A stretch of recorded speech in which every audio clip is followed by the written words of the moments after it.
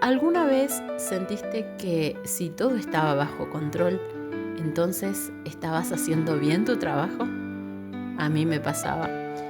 Y antes de empezar, quiero hacer una aclaración. Esto tiene muchísimo que ver con mi personalidad. Yo siempre fui bastante estructurada. Me gustaba organizar, anticiparme, saber qué iba a pasar. Necesitaba tener las planificaciones listas con tiempo, las actividades preparadas, los materiales organizados, las carteleras hechas antes de necesitarlas. Si podía tener todo previsto, mucho mejor. Y durante mucho tiempo pensé que eso simplemente era ser una docente responsable. Y en parte lo era. Planificar, organizar, anticiparse, todo eso es importante. El problema apareció cuando necesité que todo estuviera bajo control para sentirme segura. Porque esa necesidad de control no se quedaba solamente en la planificación, también entraba conmigo en la sala. Durante mucho tiempo pensé que una buena clase era una clase ordenada. Los niños sentados, escuchándome, sin gritar, sin levantarse, sin correr, sin moverse demasiado y sobre todo sin hacer demasiado ruido.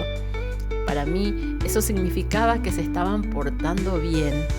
Y recuerdo perfectamente lo bien que me hacía sentir cuando alguien entraba a la salita y decía: ¡qué lindo! Están todos sentaditos. ¡Ah, qué satisfacción! Yo pensaba, sí, estoy haciendo las cosas bien. Porque sin darme cuenta había empezado a relacionar algunas cosas. Silencio con atención, quietud con buen comportamiento, orden con aprendizaje. Y cuando sucedía lo contrario, cuando había movimiento, risas fuertes, conversaciones, niños que se levantaban, que iban de un lugar a otro, me frustraba. Sentía que la actividad se me estaba yendo de las manos, que había perdido el control. Y cuando una actividad no salía exactamente como la había planificado, también me costaba. Porque yo había pensado una propuesta, había imaginado cómo iban a participar, había preparado los materiales, había pensado qué iba a decir y esperaba que los niños respondieran más o menos como yo había imaginado. Pero claro, los niños nunca leen nuestra planificación y mucho menos tienen la obligación de cumplirla. Con los años empecé a observar algo que probablemente siempre había estado ahí, pero que yo todavía no sabía mirar. Empecé a preguntarme, ¿qué significa realmente que un niño esté aprendiendo? ¿Significa que está sentado, que está callado, que está mirando a la docente, que hace exactamente lo que le pedimos? Y empecé a descubrir que no necesariamente un niño puede estar sentado y no estar involucrado en absoluto. Y otro puede estar corriendo por toda la sala y estar completamente concentrado en lo que está haciendo. Ese descubrimiento empezó a cambiar mi manera de mirar, porque entendí que el movimiento no era necesariamente desorden, que una carcajada no significaba necesariamente mal comportamiento, que hablar entre ellos no significaba necesariamente que no estuvieran escuchando y que una sala ruidosa no necesariamente era una sala donde no se estaba aprendiendo.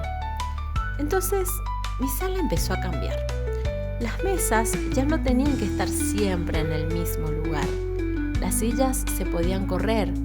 Aparecían telas, disfraces, cajas, objetos, materiales que quizás ese día no estaban destinados a lo que yo había pensado originalmente. Y la sala podía convertirse en cualquier cosa. Un supermercado, una farmacia, una casa, un consultorio, un escenario, un país lleno de aventuras.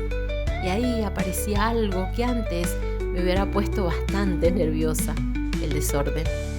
Porque, seamos sinceras, si alguien entraba en mi sala en esa época, probablemente podía pensar: ¿qué pasó acá? Las mesas corridas, las sillas por todos lados, los niños disfrazados, una caja que ahora era una caja registradora, una tela que se había convertido en una capa y varios niños hablando al mismo tiempo. Y yo mirando todo aquello y pensando, están aprendiendo. ¡Qué cambio! Porque antes yo necesitaba que alguien entrara y dijera, qué lindo, están todos sentaditos. Y ahora podía entrar alguien y pensar, qué desastre. Y yo sonreía, porque sabía que ese desastre podía estar lleno de aprendizaje. Pero acá quiero hacer una aclaración importante.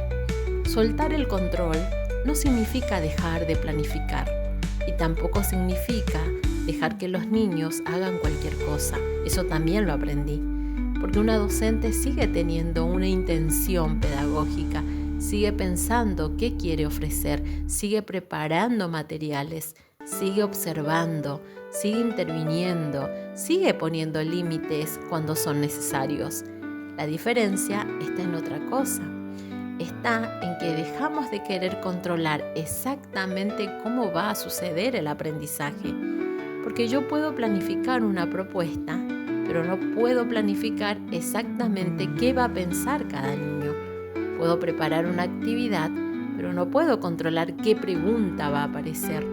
Puedo presentar un material, pero no puedo saber de antemano qué uso van a encontrarle. Y puedo tener una idea maravillosa que termine convirtiéndose en algo completamente diferente. Eso no significa que la propuesta haya fracasado. A veces significa que los niños hicieron algo con ella que yo todavía no había imaginado. Creo que una de las cosas más difíciles para una docente es aceptar que no todo tiene que salir como lo imaginamos. Porque muchas veces confundimos tener una buena planificación con tener que cumplirla exactamente. Y no es lo mismo. Planificar nos ayuda a tener un rumbo, pero no significa que tengamos que caminar siempre en línea recta. A veces aparece un interés, una pregunta, un conflicto, un juego, una conversación, una situación inesperada y tenemos que decidir si seguimos adelante con lo que habíamos previsto o si nos detenemos a mirar qué está pasando. Y ahí aparece una palabra que para mí fue muy importante: observar. Porque cuando yo estaba demasiado pendiente de controlar, observaba menos. Estaba pendiente de que se sentaran, de que escucharan, de que no gritaran, de que hicieran la actividad, de que todo estuviera ordenado. Y mientras intentaba controlar todo eso, podía estar perdiendo algo mucho más importante, lo que los niños estaban aprendiendo. Soltar el control también fue aprender a confiar. Confiar en que no necesitaba tener todas las respuestas. Confiar en que los niños podían sorprenderme. Confiar en que una propuesta podía transformarse. Confiar en que el aprendizaje no siempre se veía como yo había imaginado. Y sobre todo, aprender a confiar en que una buena docente no es la que consigue que todo salga perfecto. Es la que puede mirar lo que está sucediendo y preguntarse, ¿qué necesitan estos niños en este momento?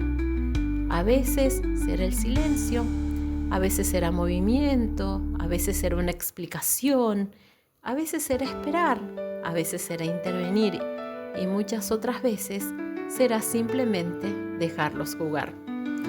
Hoy, cuando pienso en aquella docente que necesitaba tener todo bajo control, no la juzgo, la entiendo. Necesitaba sentirse segura.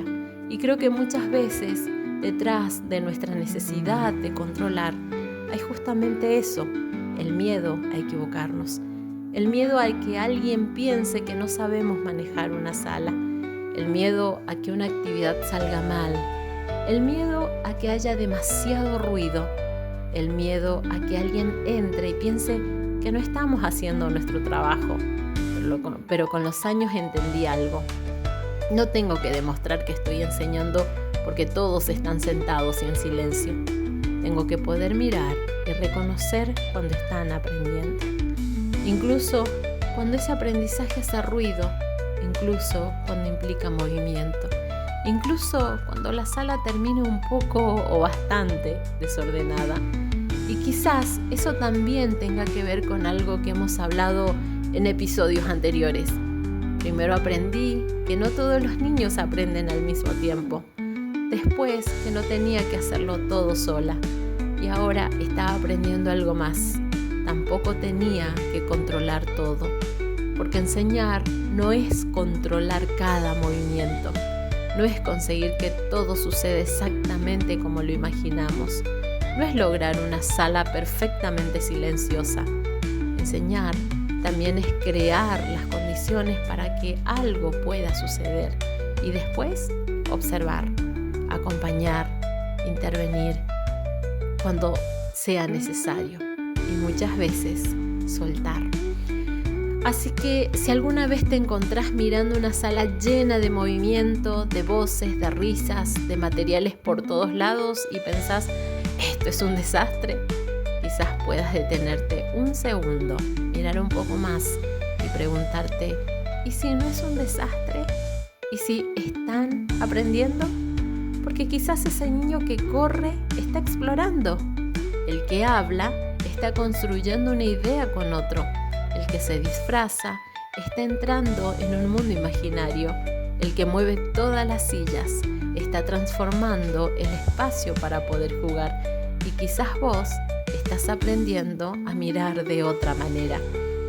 Ojalá me hubieran dicho que no tenía que controlar todo para ser una buena docente, que podía planificar y al mismo tiempo dejar lugar para lo inesperado, que podía tener una sala desordenada y estar haciendo un excelente trabajo, que podía escuchar ruido y encontrar aprendizaje, y que algunas veces, para que los niños puedan aprender, la docente también tiene que aprender a soltar.